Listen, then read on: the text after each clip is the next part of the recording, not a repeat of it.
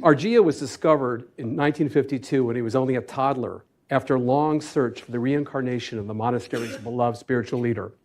From that time on, he and his two brothers lived at the monastery where he learned to be a Buddhist monk. That was his life leading up to October 15th, 1958, the day everything came crashing down. Arjia stood by helplessly as Chinese soldiers arrested about 500 monks. Many were shoved onto trucks and taken to prison, never to be seen again. He was too young to understand. He was not too young to be terrified. Arjia's story is different from some of the other accounts in this book. He was never a bold crusader for democracy and human rights. He was subjected to communist re-education from childhood and forced to endure humiliation after humiliation for decades in order to help his people and simply to survive. And he finally found the courage to break free. What Arjia and the monks had to endure on that October day and the days to follow was so horrific, I hardly know where to begin. Along with nearly 100 other children, many of whom had been in training to be monks, he was taught to eavesdrop on others and report anything suspicious. He was also told to keep an eye out for hiding places where any of the monks might have stored objects that hadn't been confiscated. Most degrading of all, he learned how to denounce those who were labeled as counter-revolutionaries in line with the Great Leap Forward, the CCP's campaign to switch from an agrarian to industrialized society. All this, again, at 8 years old. Can you take us back to that day, what you remember, and how it shaped the rest of your life? Thank you. First of all, thank you so much, everyone. I listened to the previous speakers. Very much encouraged me. You know, everybody was doing wonderful and incredible things for supporting the religious freedom and human rights, and especially you. Thank you so much. So anyway, so when I was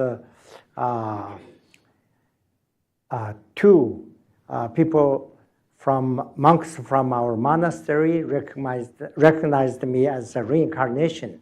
Then I went to a monastery and studied there, and I grew up there. So all monks treated me very well because they considered me as a living Buddha. So then come to 1958, then all of a sudden my life is upside down.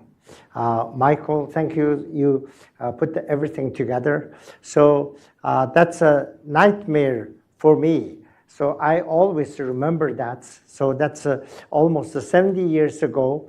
I can recall that's a story. One day, we have almost 4,000 monks in our monastery. One day we had a kind of a big meeting in the courtyard. So that courtyard usually is a ceremonial courtyard. We're doing a celebration for the Buddha's birthday or New Year and so forth. But that day is very different. All monks gathered there and sitting on the floor. Then on the stage, all Chinese communist officials sitting on the stage. And the People's Liberation Army, fully loaded and with long rifles, and surround monks. All 4,000 monks gathered in that yard. Then one Chinese leader stand up and on the stage start yelling at us. So I don't think the monks understand what he's saying, but when see his face, he was very angry and saying lots of things. After his talk, then all of a sudden, from one corner, one person stand up and shouting out the slogans, said, time to uncover the lid of the feudalism. And crack down the superstitious religion and take revenge for the enemies and denounce and criticize those counter-revolutionaries.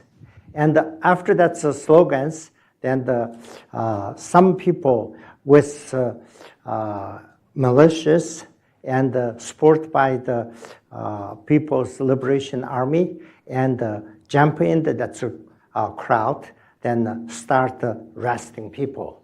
Then the first person is our former abbot. Then he was arrested and with a big rope tied it up and started beating him. So he is a very gentle, small-sized person. He can't handle that. He was start crying and pleading people to please release me. I can't handle that. So people didn't listen to him and even getting worse, beating him and like that. After that, one by one, and from that crowd, maybe 500-600 monks are arrested that day. Then the military person pointing the guns and lead them to outside in a car loaded in big military trucks and they put in jail. So after big chaos, a few hours, then everybody's kind of this meeting was over.